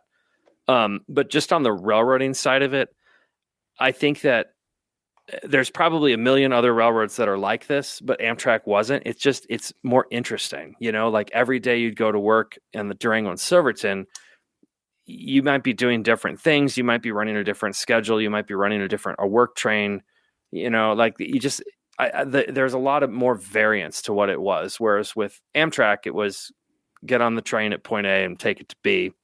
And then tomorrow you go from B to A again. And the next day you go from A to B again. Yeah. It just felt a lot more repetitive. Yeah. So just, I don't want to say boring, but I don't know. It just didn't have the same interest to me. Yeah. I'm all about the funky, like what are we going to do today? Yeah. Because when we first started talking, we were trying to organize a time to talk. You were busy out on the line trying to clear snow with, when you had sent me a picture of the diesel locomotive, and you said you were pulling one of the flangers. Yeah, exactly. And you were out doing that, and which is going to get really interesting because we haven't even got to what your full role is in the company, because you actually work for a company called American Heritage Railways. Yeah, technically speaking, I work for Rail Events Incorporated, which is one of the companies under American Heritage Railways. I see. It's really complicated. You forgot, didn't you? I forgot again. Yeah. Yeah, I'm your dim-witted brother. There I go. Yeah, dim-witted brother. Right. Yeah. Yeah. They might want to just check here. It's a very, very nice thing here. On the front page of the American Heritage Railways, it says, "We're all guardians of history. The best way to preserve history is to make its presentation so interesting and exciting that people will pay a fair price for the experience." Alan C. Harper, Chief Executive Officer, Chairman of American Heritage Railways. That is really cool what he said, but you might want to just check the spelling of chief there. Uh-oh. So website is not one of my responsibilities. There you I go. will look at that. But okay, so you work for a company that's owned by American Heritage Railways. Yes. Right. Correct. And there's 4 major companies owned by American Heritage Railways, I think I saw. Yeah, there's 5. Okay, there's 6. American Heritage, America's Railroad, the Durango and Silverton, the Great Smoky Mountains Railroad, the Grand Imperial Hotel, Rail Events, blah blah. Blah Rail blah. Events Productions. Yeah, we have a lot, but the reality is there's a lot of companies that are under American Heritage is the parent company of the whole organization. Sure. Right. But we're all very tight knit. Yeah. Even though there are all these different companies, I mean, the office building that we're in it's some AHR, some Durango and Silverton, some Rail Events, some, Yeah, it's a big company, but it's not a big company. Exactly. Right. It's a medium-sized company that is concentrated on, and just so we can, just out of interest, say this fella Alan Harper, the Harper family, is this what they own? Is this what they do, or do they also own General Motors, and this is a hobby for them? No, this is their whole thing. Okay. This is what they do. This Al is at the office every day. Oh, is he? Yep. He sure is. That'd be interesting to interview him. Yeah. Yeah, wouldn't it? And we could have you on as well. You could, sure. Yeah. But then don't let him listen to this first, because then he'll why would we want to talk to that guy? Right. Right. Why did you talk to that guy? Well, you didn't have to agree with us so fast. That was a little quicker than I would. You could edit that out. It's fine. Yeah. This will all be edited out. Okay, so now let's go back. So you leave Amtrak and go and get in your car and drive back to Durango. Is that what happened, or how was it that you ended up back in Durango? Staying in touch with everyone in Durango for sure was part of it. But a good friend of mine, Jeff Johnson, who I've known for a number of years and who has a long history with the Durango and Silverton as well. He got brought into the AHR fold. They asked him to be the general manager of the subsidiary company Rail Events. And Rail Events, in a nutshell, it's a event licensing company that their primary function or primary business is that we hold a master license agreement with Warner Brothers Entertainment to produce live Polar Express events on railroads. So if you've ever seen the Polar Express train somewhere in the country on a tourist railroad, that's related to our company. This is where, when I realized I'd screwed up our first interview, there was a burning question that I absolutely feel like I didn't get fully explained, and I'm dying to. Ooh. So, but now I got it. So now so let's try to see if we can understand what your life is like now. Your main job is, because of your theater experience in sound and lighting, your main job is to be involved with this Polar Express. Exactly. And make sure that it's being done properly throughout the United States.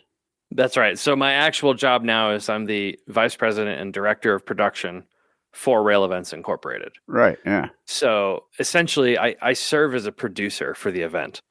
So it really is exactly like you said. It's the cross between the technical theater background and live events and all that, and then the railroading background. So I oversee essentially the artistic side of creating all of these events. Right, but you still get to work on how does that work? Like so how is it that you ended up plowing snow on the Durango and Silverton when you're supposedly the vice president in charge of production for the Polar Express? Part of it is just it's the family company thing, right? Just the tight knit part of it. But really, when I do that kind of like a shift work on the Durango and Silverton, I like to call myself the extra board. Right. So when there's nobody else, then I'll come in. And how would you find out there's nobody else? Oh, when they call me. So that when the road foreman or someone calls, and so he kind of has. What are you doing on Sunday? Right. Is it kind of more like a situation where he has you in his back pocket, and if he absolutely gets pressed, that's exactly what it is. Yeah. It's like that commercial. Make Mikey do it. It's exactly what it is. Yeah. Yeah, but which must be pretty cool though, because when he calls you up and says, "Hey, Mike, can you take the plow up?" and because you must think, "Yeah, sure, absolutely." Yeah, I do. Yeah, no, I definitely enjoy it. So, I do make a point that I try to get out and run a train every month at least, just to stay relative. Right, and keep fresh, because running a steam locomotive is such a complicated process. Exactly. Yeah, and you want to make sure there's always water in the water glass. There you go. Okay, so one of the questions I have is, do you feel more fulfilled now because you're doing theater work as well? Like, is this kind of like your dream setup? Like, you get to run trains, but your main job is to be the production guy for the Polar Express. You must feel pretty fulfilled at this point.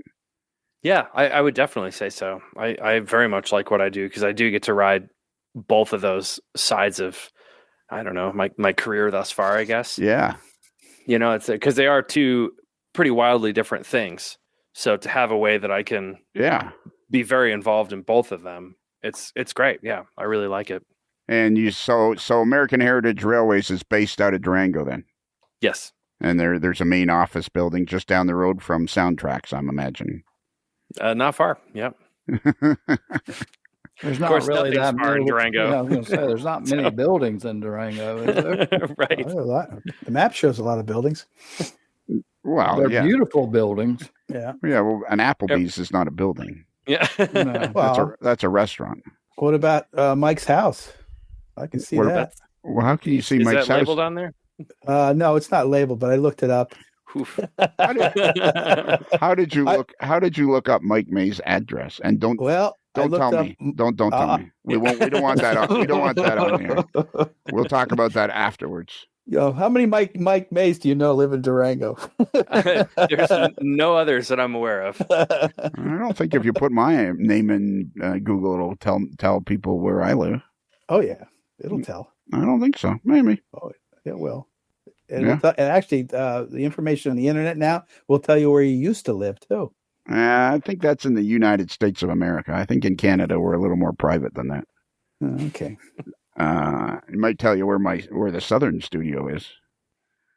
Yeah, that's true. It won't tell you where the northern one is.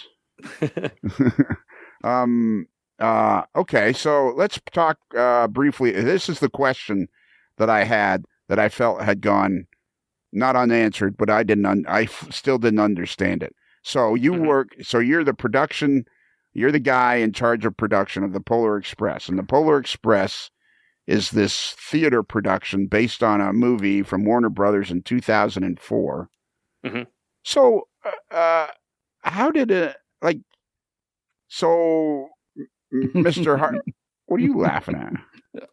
Just trying to figure out how to ask this question. Well, yeah, like Mr. Harper, Alan Harper, Mr. Harper, he bought the Durango and Silverton in the late 90s. Mm-hmm.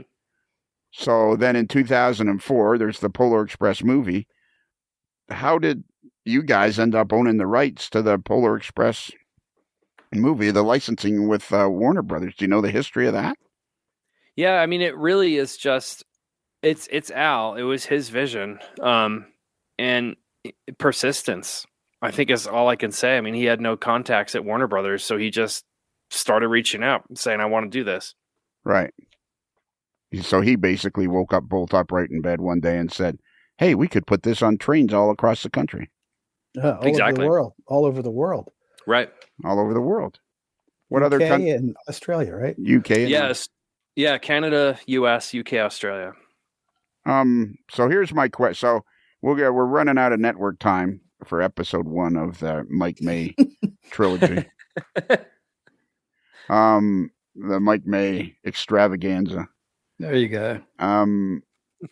So to cut to the chase, you guys, the Polar Express is this yearly thing that you guys do on trains. Like a good example is you do it on the Brightline train in Miami, and you do it through November and December, right? And you somehow they produce some version of the Polar Express experience from the movie on a train.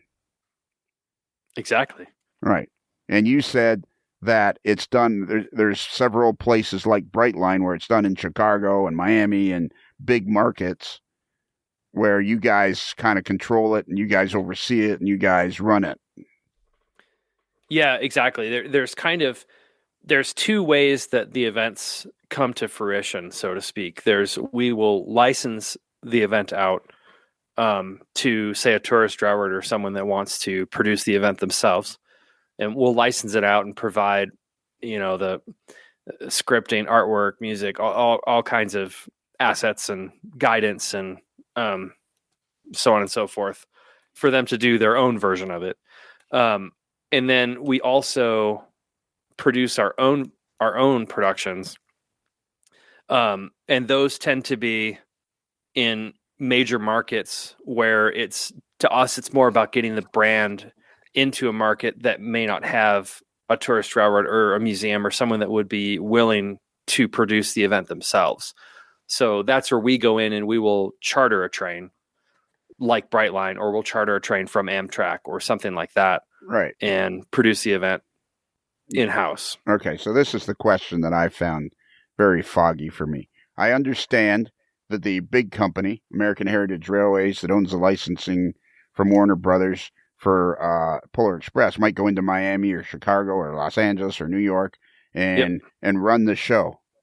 But then this is what you'll also license it to considerably smaller tourist railways. Mm-hmm. And I imagined as we were talking about it, thinking, well, how in the heck do you keep control of these smaller places? Because I'm sure there's some smaller, the majority of the smaller tourist railways where you provide support, I'm sure they do an excellent job. But there must be, but I'm sure every year there's some little tourist railroad, and you're going, whoa, time out here, boys. You're not even close. Yeah, they put like, I know exactly what you're talking about. I've seen that too. Yeah. So, I mean, how do you guys control all these little railroads running this show? There must be like, how many is that? And that's what Matt Dowd does, isn't it? He goes and. That's exactly right. Yeah. It's, there's a whole nother side of the company, that really deals with licensing specifically. Most of what I do is dealing with the events that we're producing in-house. Now we certainly cross over. I oversee design elements for everybody. But there is a team of licensing folks that works very closely with all of the railroads to do their best to ensure that everything lives up to the quality of the brand. Right. And I don't. We do make a point that we visit every single one of them every year. Yeah. Somebody from our company will be at all of them. Yeah, that's what Matt does, right? He goes exactly. Yes, he goes to, I think he said 10 or 12 of these things and makes sure they work or something. That's about right. Yeah. And I don't expect you to tell us here on the podcast. That can be for another afterwards, but there must be. Guys must have stories of somebody. Oh. The stories go forever. I'll just say that. Yeah, like that's where I would be like one of my businesses. I own a franchise, and I run a really good franchise on my business. But I mean, I know of other people that own the same franchise that do a really crappy job. Yeah, a franchise is actually a good analogy. That's a lot what it's like. Yeah, so it's the same. The same thing, but you go to two different versions of it, and you're like, "Wow, those are real different."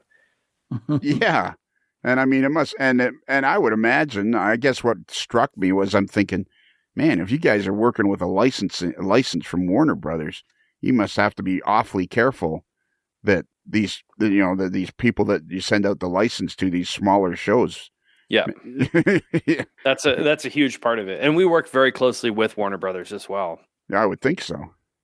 Yeah, because it's a pretty big. This has turned into a pretty big deal. This Polar Express thing. It is. Yep. Absolutely. Well, that was my pressing question because I felt like okay. And then I got one last question, and then I will be able. Oh well, we didn't really talk about. We didn't really talk about. That's not important. I was just going to ask you more in depth exactly who owns the Durango and Silverton, but we know it's the Harper family. We know it's Al Harper. We know he's the chef, the chief chef executive. I'm not sure you're getting that because I read chief. Do you see? Am I reading it backwards? Well, I see CHIEF. Oh, okay. I see CHEIF. Oh, you're looking at a different spot than I am. Yeah, I'm on the Who We Are page.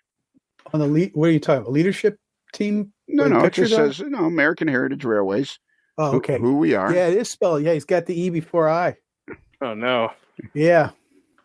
What did you think? Guys think I was just blowing smoke or something? No, hey. That's one of the things. Well, I'm on the American Railways Heritage Railways homepage. It's the picture at the top. It's a picture at the top. Who We Are. It's in the quote. Why are we arguing about it? Maybe it's Alan Harford, Chief Executive Officer. No, it's CHIEF. No, it's the other way around. IE. That's how chief is spelled. CHIEF. Yeah, well, it's spelled CHEIF. Why are we arguing about it on the air? Scott, would you like to put in your 2 cents worth here? No, because I'm not looking at it. There you go. Lionel is right. Well, that's once. So I got this really good question for you, Mike. I think this is my favorite question of the whole thing. So I'm fascinated with the fact that people are fascinated with trains and rail fanning and model railroading. And there's so many tourist railroads. And a perfect example of what we're talking about is the Heston Steam Museum.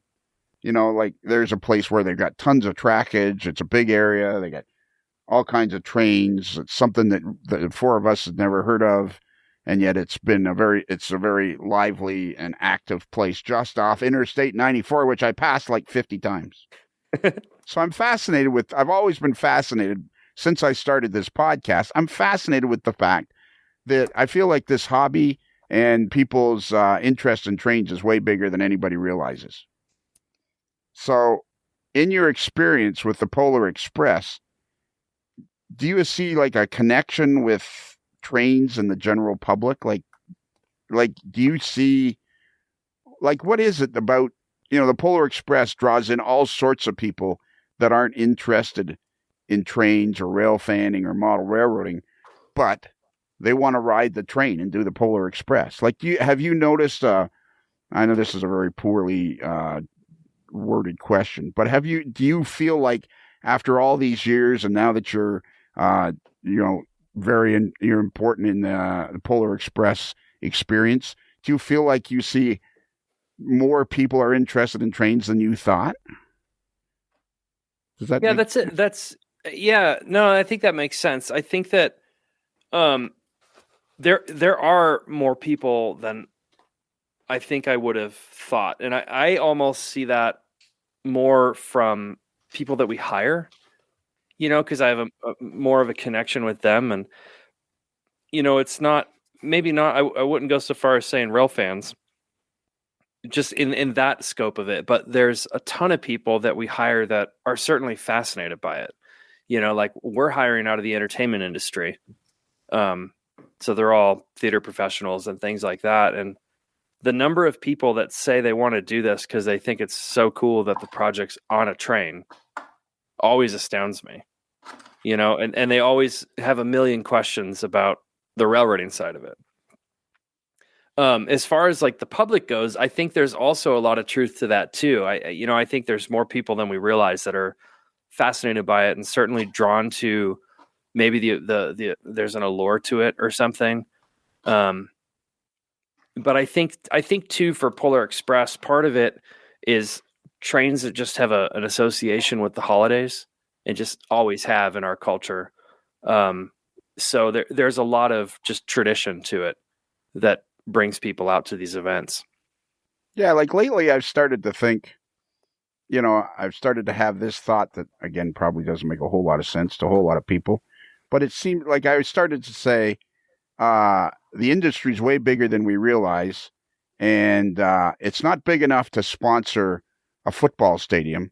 It can't be the Rapido, where the Buffalo Bills play in the Rapido football stadium, but it's way bigger than we realize because there seems to be such a fascination with trains in general. Yeah, I would agree with that.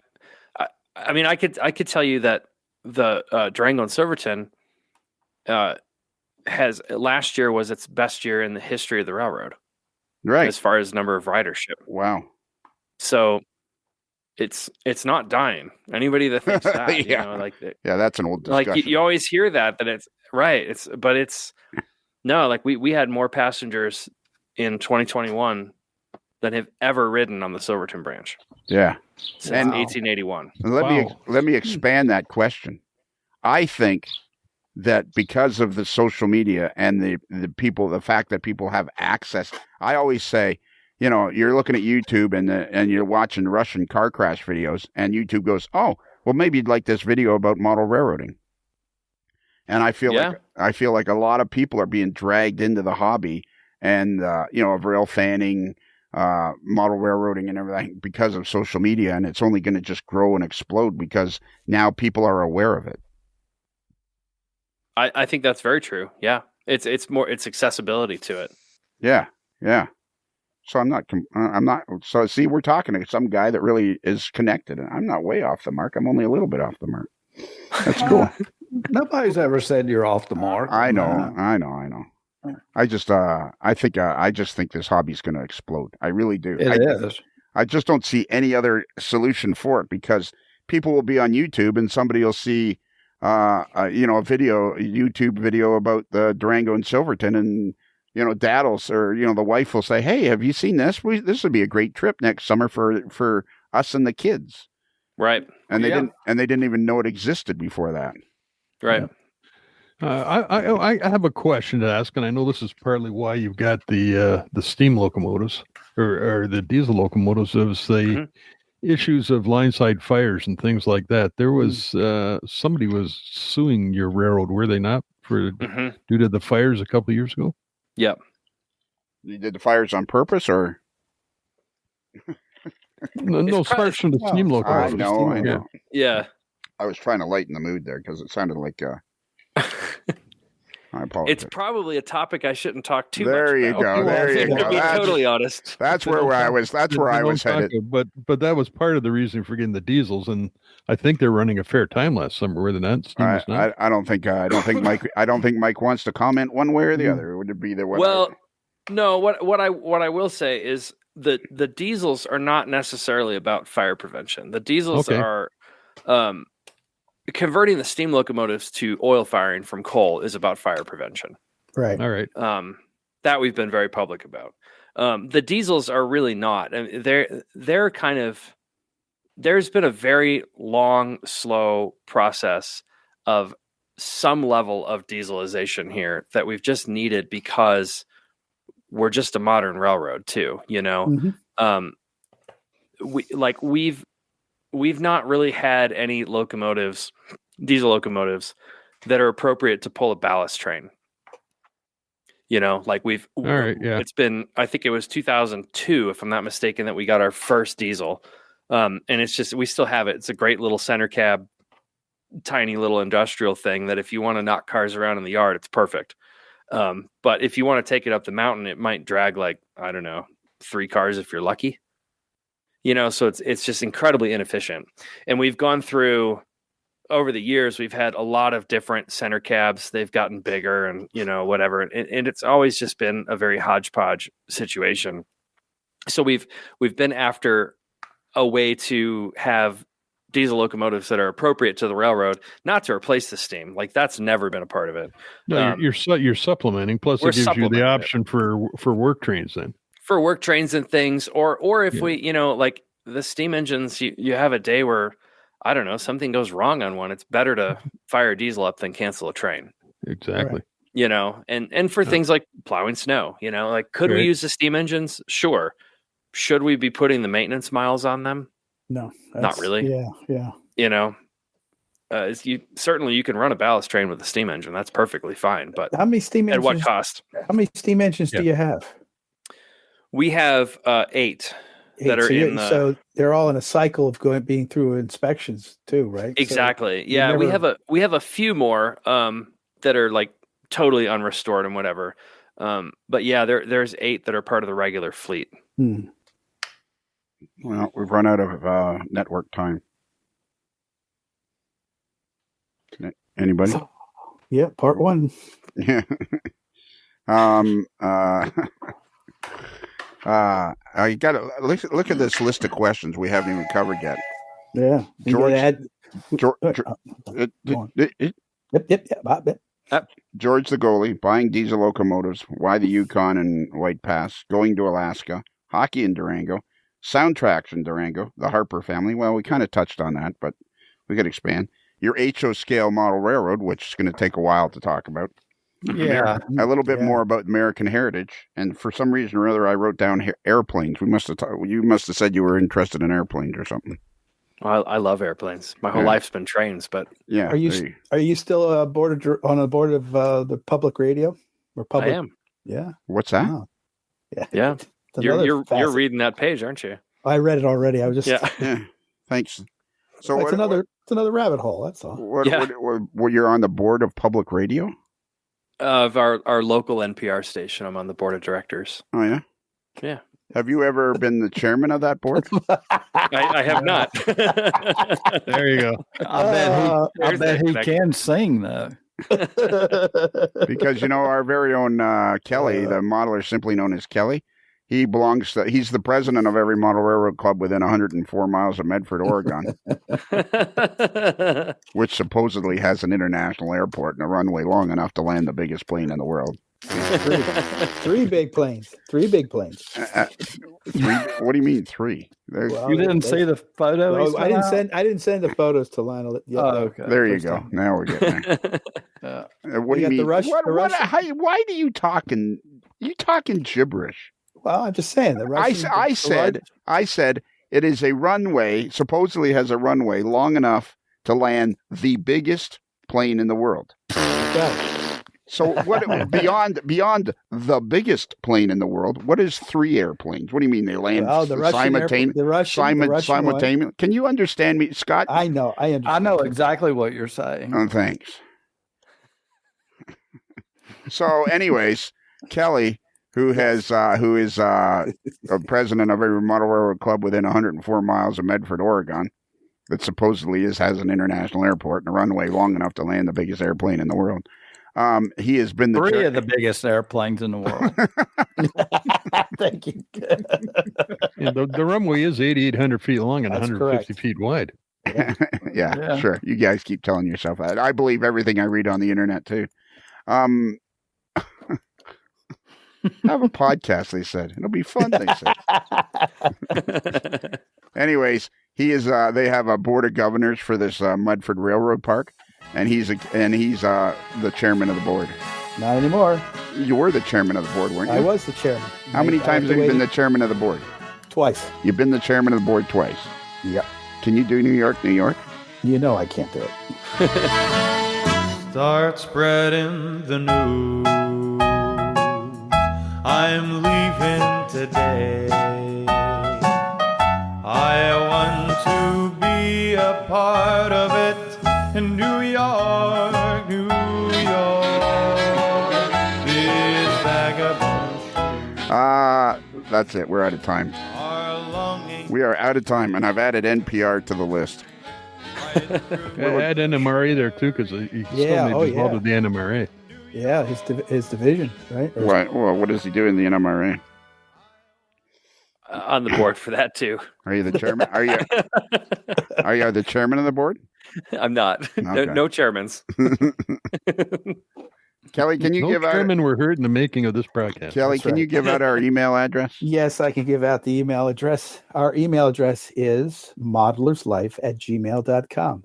That's modelers with 1 L like Silverton, not 2 L's like Greenville. Nice one. And for anybody that doesn't already know, this podcast, along with all of our free podcasts, in fact, everything in the AML Nation is sponsored by Rapido Trains, who is our sole exclusive sponsor of all things AML Nation. And they are your fast track to model railroading fun. That's right. They're your fast track. And we have a jingle. And I was talking to Jason today. I actually texted with him today about it. Not today as in you're listening to this on March the 6th. I mean today as in when we're recording it. Or I think is it March the 5th? I think it's March the 6th is the first Monday. And this is when this will be out, Mike, is the first Monday. You guys, you know what? You guys probably at the American Heritage Railway Museum or Railway's head office, you guys probably have an old Motorola or something that you can all gather around and listen to the podcast. Oh, yeah. Yeah, like a big living room Motorola. Yeah, exactly. Yeah. You guys could all gather around and listen to it. And then somebody will turn to you, don't ever do that again. They just got electricity. Yeah. Right. No, that's Canada that just got electricity. They got the big steam dynamo cranking away the electricity. Yeah. So if you want to buy some Rapido Train products, go to rapidotrains.com and tell them the AML Nation sent you. Or better yet, tell them Lionel sent you. And if you didn't catch that address, if you go to our website, modelerslife.com, and just scroll down a little bit, you'll see the moderately agitated mailboy in a particularly agitated state. Like as in on this podcast when he was arguing with me and Kelly that chief is spelled correctly. The page I'm looking at is spelled correctly. Well, maybe it is on the page you're looking at, but the page that Kelly and I are looking at it on, it's not. You guys are on Apple, right? What difference would that make?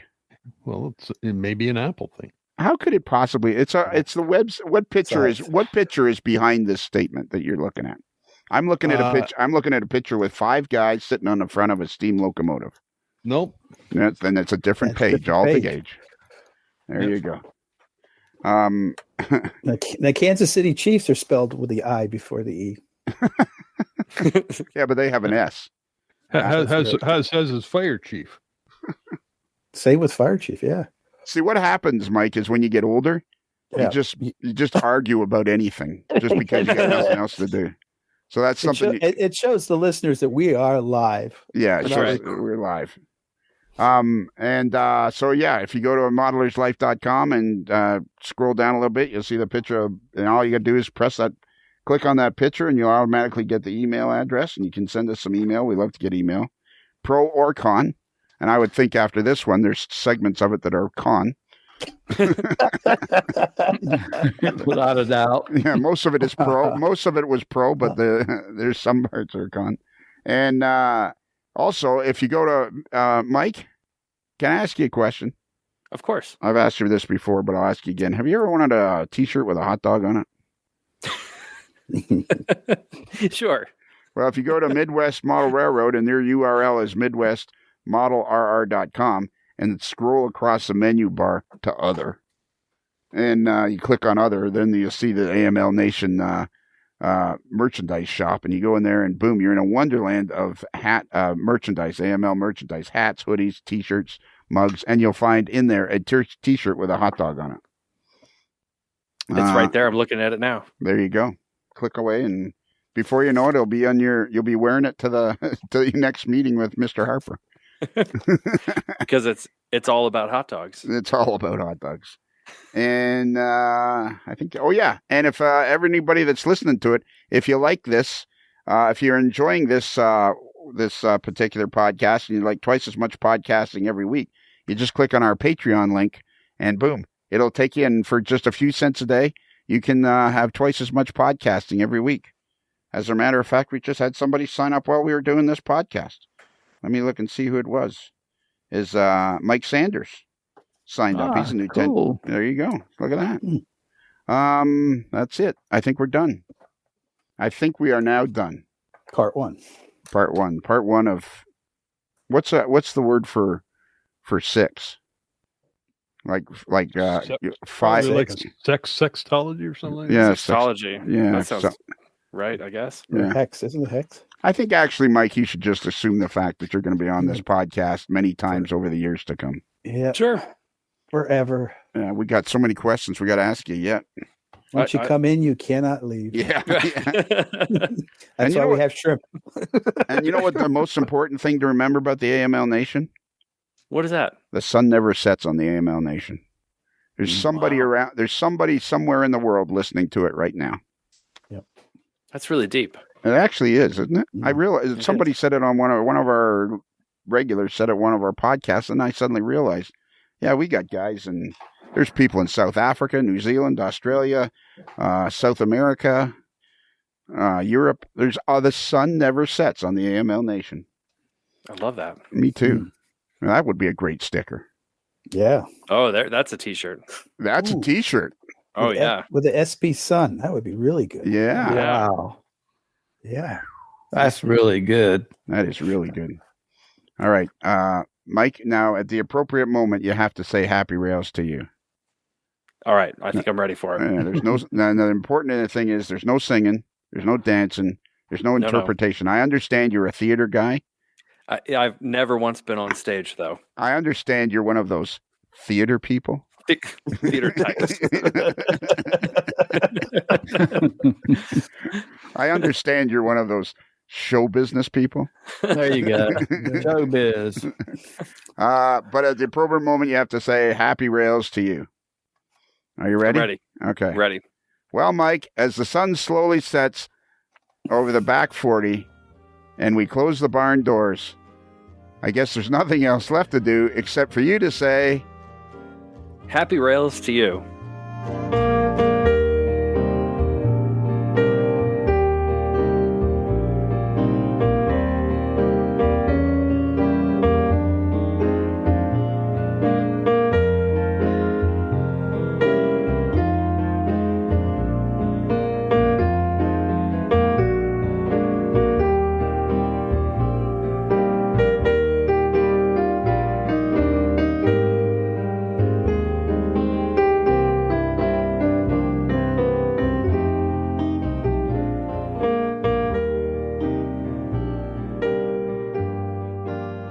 While in Busted Knuckle, guests of a Modeler's Life podcast stay at the Casa del Sol Motor Court and Inn, where late-night dancing at the Rumba Room is a magical event to be experienced. It's another Lincoln Homer.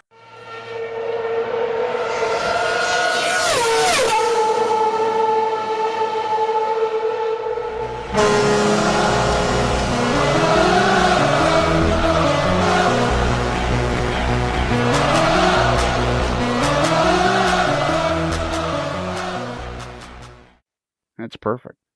I was trying to remember it because I didn't have it written down in front of me. Yeah, I almost forgot it right there too. Yeah, but my part was way bigger. It was. Yeah.